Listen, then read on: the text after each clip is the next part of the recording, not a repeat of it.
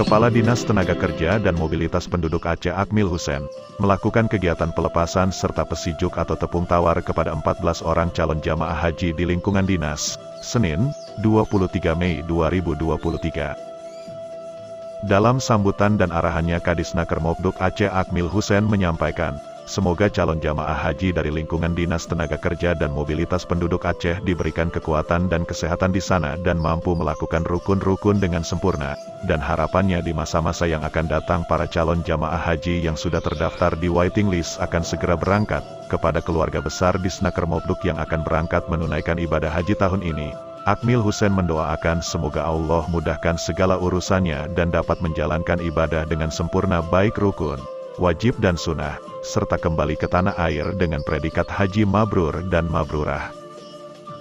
Kegiatan pesijuk tersebut diisi juga dengan sambutan dari perwakilan calon jamaah haji oleh Ramli Lubis, tausiah beserta pembacaan doa yang disampaikan oleh Ustadz Ardiansyah.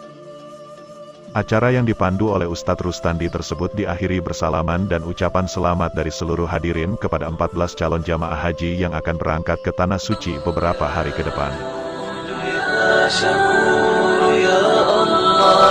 لبيك اللهم لبيك لبيك لا شريك لك لبيك إن الحمد والنعمة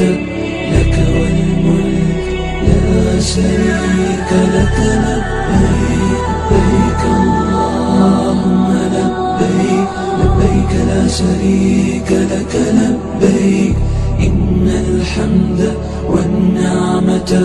لك والملك لا شريك لك لبيك لبيك اللهم لبيك لبيك لا شريك لك لبيك إن الحمد والنعمة